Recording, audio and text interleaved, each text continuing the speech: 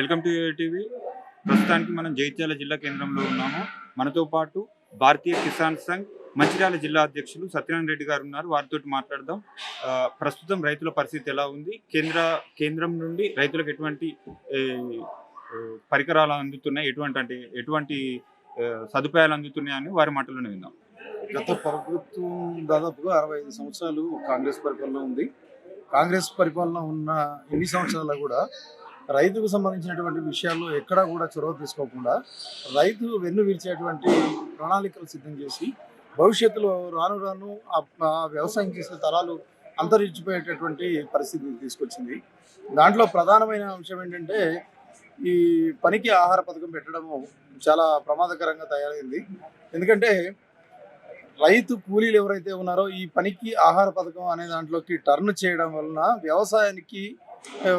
వ్యవసాయంలో అంటే ఆ పొలాల్లో పనిచేయడానికి వచ్చేటువంటి కూలీల సంఖ్య చాలా గణనీయంగా పడిపోయింది. దీనివల్ల రైతు ఒక్కడే అక్కడ పొలంలో పనిచేయాలంటే అది సాధ్యమయ్యే పని కాకుండా ఉంది. సో దాని వలన వ్యవసాయ రంగం కుదేలవడానికి చాలా అంటే స్పీడ్గా కుదేలైపోయింది. ఇక మిగతా విషయాలకు వచ్చినట్టయితే కొన్ని సబ్సిడీలు ఇవ్వడం అప్పటి నుంచి ఉంది.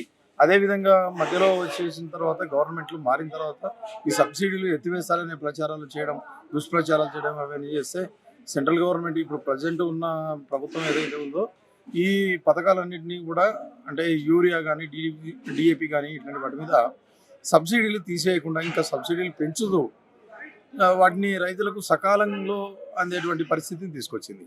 గతంలో ఒక 10 సంవత్సరాల క్రితం మనం చూసుకున్నట్లయితే రైతులు చెప్పులు వరుసలో క్యూ లైన్లో పెట్టి కొన్ని వందల మంది రైతులు యూరియా కోసం, డిఏపి కోసం, ఈ ఎరువుల కోసం ఎదురు చూసేవాళ్ళు. కొంతమంది ఆ లైన్లోనే హఠాత్తుగా మరణించడం, ఎందుకంటే వాళ్ళకి ఎట్లాంటి షెల్టర్లు వాళ్ళు ఇవ్వలేకపోయారు ప్రభుత్వాలు. సో దానివల్ల రైతులు మరణాలు ఎక్కువ జరగడము, టైంకి విత్తనాలు అందకపోవడము, ఎరువులు అందకపోవడము, వీటన్నిటితో పంటలు దెబ్బతినడము, రైతు యొక్క అంటే భవిష్యత్తు ప్రశ్నార్థకంగా మారిపోయిన పరిస్థితులు వచ్చినాయి. అట్లాంటి తరంలో ప్రస్తుతం ఉన్నటువంటి ప్రభుత్వం ఏదైతుందో కొన్ని కొత్త చట్టాలను తీసుకొచ్చింది. అందులో సరుకు నిల్వలకు సంబంధించింది కావచ్చు, వినియోగానికి సంబంధించింది కావచ్చు, వీటిని కొన్ని చట్టాలను తీసుకురావడం జరిగింది. సరుకుల బిల్లు ఒకటి తీసుకొచ్చారు. ఈ నిత్యావసర సరుకుల బిల్లు తీసుకురావడంలో ప్రధానమైనటువంటి ఉద్దేశం ఏంటంటే ఎప్పుడైనా కరువు కాటకాలు సంభవించినా, లేకపోతే యుద్ధం సంభవించినా, ఇంకేదైనా విపత్తు సంభవించినా, అంటే మనకి సరుకులు అంటే మనకు వచ్చే నిత్యావసరాలు వాటి ధరలు పెరిగినట్లయితే వాటిని నియంత్రించడం కోసం అని చెప్పి కొన్నిటి మీద కేంద్ర ప్రభుత్వం నియంత్రణ తీసుకురావడానికి చట్టాలను తీసుకొచ్చింది. ఇప్పుడు మొత్తానికంటే ఇప్పుడు బీజేపీ ప్రభుత్వం అనేక సంస్కరణలు తీసుకొచ్చింది, విప్లవాత్మకమైన మార్పులు. కాబట్టి రైతుల విషయానికి వస్తే నూతన వ్యవసాయ చట్టం తీసుకొచ్చింది. దానికి దేశవ్యాప్తంగా చాలా ఉద్యమం జరిగింది. మళ్ళీ కేంద్ర ప్రభుత్వం ఒక స్టెప్ వెనక్కి వెళ్ళి ఆ చట్టాన్ని రద్దు చేసింది. అంటే ఇప్పుడు ఆ చట్టం యొక్క ముఖ్య ఉద్దేశం ఏంటి, అసలు ఆ చట్టం వల్ల కలిగే లాభాలు, అంటే చట్టం వల్ల కలిగే లాభాలు, ఒకవేళ ఆ చట్టం రాలేదు కాబట్టి నష్టపోతున్న రైతుల ఎలా నష్టపోతున్నారు? గతంలో కాంగ్రెస్ ప్రభుత్వం ఉన్నప్పుడు ఉగ్రవాదానికి ఊతమిచ్చేది, ఏ చట్టాల మీద కూడా సరైనటువంటి పట్టు ఉండేది కాదు.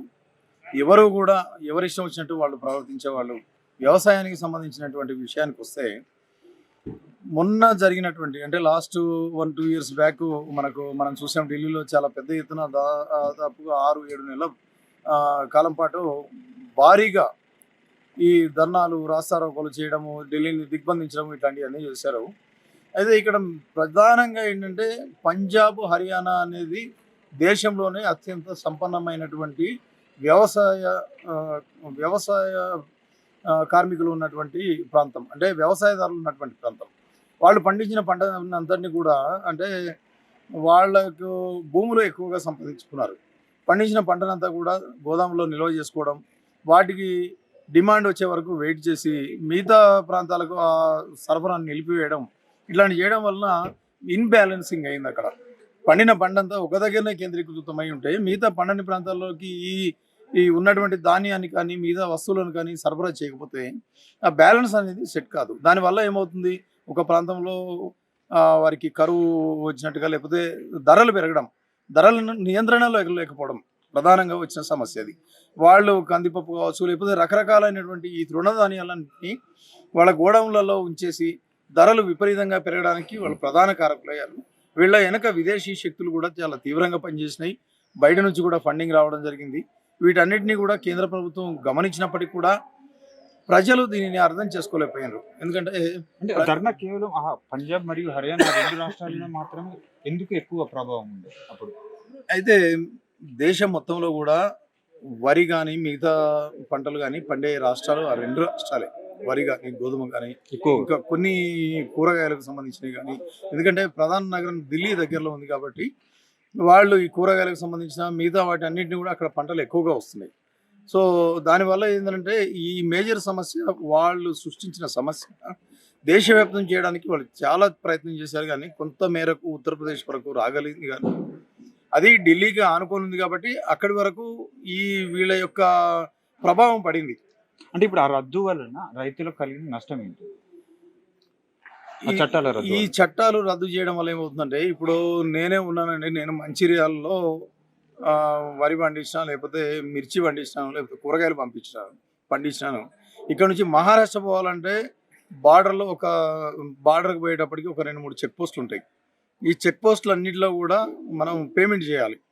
ఎందుకంటే ఇక్కడ పండించిన పంట అక్కడ తీసుకుపోతున్నాం కాబట్టి దానికి ఆ చెక్ పోస్ట్లో మనం గవర్నమెంట్కి ట్యాక్స్ కట్టాలి. ఈ ట్యాక్స్ విధానాన్ని రద్దు చేసింది కేంద్ర ప్రభుత్వం. రద్దు చేసి ఏం చేసిందంటే, రైతులు పండించినటువంటి పంటని దేశంలో ఎక్కడైనా స్వచ్ఛందంగా వాళ్లకు అధిక ధర వచ్చిన దగ్గర అమ్ముకోవచ్చు అని చెప్పేసి వాళ్ళు చెప్పడం జరిగింది. దానివల్ల ఏం జరిగిందంటే, ఇక్కడ వరంగల్లో పండించిన రైతు కర్ణాటకకి వెళ్తే 85,000 రూపాయల వరకు దగ్గర దగ్గర ఒక క్వింటాల్కి మద్దతు ధర వచ్చింది. 35,000 వచ్చింది, 55,000 వచ్చింది. అంటే రైతు అక్కడ దాకా వెళ్తే వాళ్ళకు ఫ్రీడమ్ ఉంది. ఎక్కడ చెక్ పోస్టులు ట్యాక్సులు కట్టడం కానీ, ఈ వీటికి పండించిన పంటకు ఓపెన్ మార్కెట్ అయిపోయింది. ఓపెన్ మార్కెట్ కాబట్టి ఎక్కడ ఎవరికి ఇబ్బంది కలగకుండా వాళ్ళు హ్యాపీగా రైతులు ఆర్థికంగా బలోపేతం కావడానికి అవకాశం ఉంది. ఇప్పుడు రైతు ఆర్థికంగా బలంగా ఉన్నాడు అనుకోండి, వారి దగ్గరకు వచ్చే కూలీలకు ₹1 ఎక్కువ ఇవ్వగలుగుతాడు. అంటే డిమాండ్ ఎక్కడ ఎక్కువ ఉంటే అక్కడ అమ్ముకోవచ్చు. డిమాండ్ ఇప్పుడు ఉత్పత్తి అయిన పంటను తన దగ్గరే పెట్టుకుంటే రైతుకి ఏం లాభం వస్తుందండి? కూలీల ఖర్చులు, వ్యవసాయానికి అయ్యేటువంటి ఖర్చులు ఇవన్నిటినీ భరించడమే కష్టంగా ఉంది ఇవాళ. అయితే ఈ అవకాశం లేకుండా చేయాలి. విదేశాల నుంచి, ఇప్పుడు కెనడా లాంటి ప్రాంతం నుంచి, పంజాబ్, హర్యానా నుంచి కెనడా వెళ్ళి ఎక్కువ స్థిరపడిన వాళ్ళు ఉన్నారు. వాళ్ళంతా కూడా ఏంటంటే అక్కడ నుంచి వచ్చే ఫండింగ్ తోటి అక్కడ ఉగ్రవాదాన్ని పెంచి పోషించడం, ఆ రాష్ట్రాలను విభజించాలి, ప్రత్యేక దేశం కావాలి, ఖలిస్తాన్ కావాలి, ఇట్లాంటి ఉద్యమాలలో నిమగ్నం అయిపోయి అక్కడి నుంచి వచ్చే ఫండింగ్ అంతా కూడా దాన్ని బేస్ చేసుకొని అక్కడ నుంచి ఉద్యమం స్టార్ట్ చేశారు. ఇప్పుడు అక్కడంతా ఇంతకుముందు తాగుబోతులుగా తయారైపోయింది మొత్తం. ఈ తాగుబోతు వ్యవస్థ పెరిగి ఇంకా డ్రగ్స్ తీసుకునే పరిస్థితికి వచ్చింది.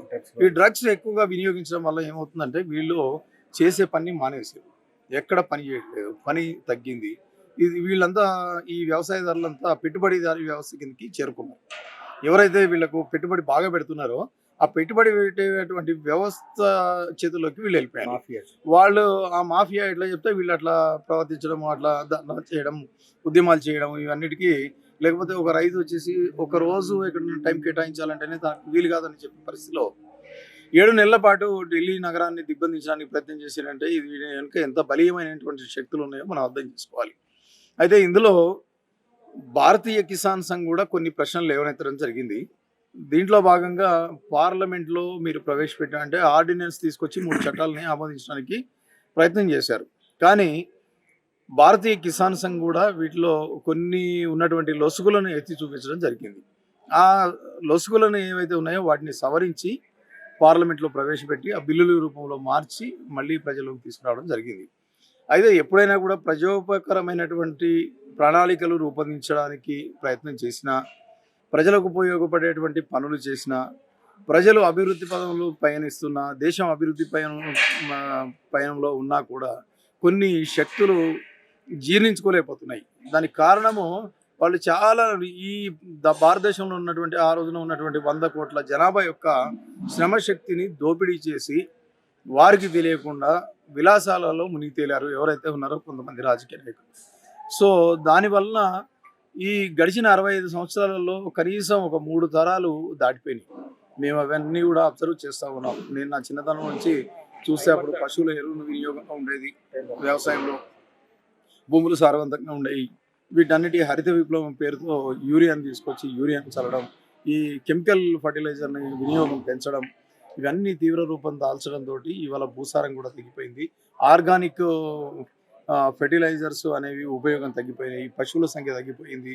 ఈ పశువులు ఏదైతే వాటి సంబంధించిన వ్యర్థాలు ఉంటాయో ఆ వ్యర్థాలన్నీ కూడా పొలాలకు చేరుకొని ఆరోగ్యకరమైనటువంటి పంటలు పండేవి. ఆ పంటల ద్వారా మనం అంతా కూడా ఆరోగ్యంగా ఉండేవాళ్ళం.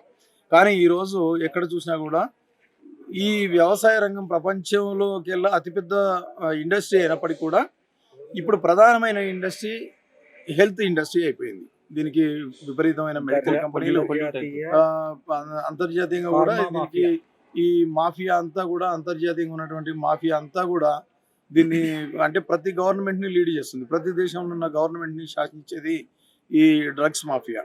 సో దీంతో ఇప్పుడు మీరు ఎక్కడ చూసినా కూడా పెద్ద పెద్ద కార్పొరేట్ హాస్పిటల్స్కి రావడం, ఇక్కడ పల్లెటూళ్ళల్లో అనారోగ్యంతో అంటే ఇప్పుడు వీళ్ళు వినియోగించేటువంటి ఫర్టిలైజరు, పెస్టిసైడ్స్ వీటి యొక్క తీవ్రమైనటువంటి ప్రభావంతో వీళ్ళంతా కూడా ఇప్పుడు కార్పొరేట్ హాస్పిటల్స్కి ఇక్కడ నుంచి ప్రయాణం చేయడం జరుగుతుంది. అంటే ఇక్కడ భూసారం కోల్పోతున్నారు, ఆరోగ్యాన్ని నష్టపోతున్నారు, మళ్ళీ అందిన కాడికి అప్పులు చేసుకొని ఈ డబ్బు తీసుకొని మనకు కార్పొరేట్ హాస్పిటల్స్కి వెళ్ళి వైద్యం చేయించుకుంటే ఆ వైద్యం సరిగా అందక చనిపోతే వాళ్ళ యొక్క అవయవాలను కూడా కార్పొరేట్ హాస్పిటల్ అమ్ముకునేటువంటి దుస్థితిలో ఇవాళ భారతదేశాన్ని తీసుకొస్తే ఇట్లాంటి దేశాన్ని గాడిలో పెట్టడానికి చాలా సంవత్సరాలు పట్టే అవకాశం ఉంది. ఒక దొంగను మనిషిగా మార్చడానికి జైలు శిక్షలు ఎందుకు విధిస్తారు? దానికి ప్రధాన కారణం ఏ రోజైనా మార్పు వస్తుందని చెప్పేసి. అలాగే ఈ దొంగలందరినీ కూడా మనం కంట్రోల్లో చేయాలంటే ప్రతి మనిషి మారాలి. ఈ వ్యవస్థలో ఉన్నటువంటి లోపాలని మనం అర్థం చేసుకోవాలి. ఈ లోపాలన్నింటినీ సరిదిద్దడానికి ప్రయత్నం చేయాలి. ఎక్కడైతే నష్టం జరుగుతుందో ఆ నష్టం జరిగేటువంటి విషయాన్ని మనం అంటే ప్రధానంగా రైతులు, సామాన్య ప్రజలే వీటిని గుర్తించి వీరు స్వచ్ఛందంగా ఏ రోజైతే ఈ పోరాటాలు చేసే వాళ్లకు సహకరించడానికి ముందుకు వస్తారో, రోడ్డుపైకి వస్తారో, అప్పుడు ఈ వ్యవస్థను మార్చడానికి అవకాశం ఉంటుంది తప్పించి ఈ ప్రజలు కూడా మత్తులో మునిగిపోయి ఈ బార్లు, వైన్స్లు వీటిలలో తనములకలైపోయి ఎవరన్నా డబ్బులు ఇస్తే డబ్బులకు ఓటేయడానికి పోయి ఇట్లాంటి వ్యవస్థలో వాళ్ళు కొట్టుమిట్టాడుతూ ఉంటే వీరు కాదు కదా, వీళ్ళ తర్వాతి తరాలు కూడా అట్లాగే నాశనం అయిపోతూ ఉంటాయి. ఎందుకంటే భవిష్యత్ తరాలకు మంచి భవిష్యత్తు ఇవ్వాలనుకున్నప్పుడు మనం చాలా జాగ్రత్తగా ఉండాల్సినటువంటి అవసరం ఉంది. ఎంత కష్టపడ్డా, ఎంత సంపాదించినా మన పిల్లల భవిష్యత్తు బాగుండడానికే సంపాదిస్తున్నాం అనేది ప్రతి తల్లిదండ్రి, ప్రతి కుటుంబం గుర్తించినప్పుడే మనం ఏవైతే కార్యక్రమాలు చేస్తున్నామో స్వచ్ఛందంగా చేసే వాళ్ళకు కానీ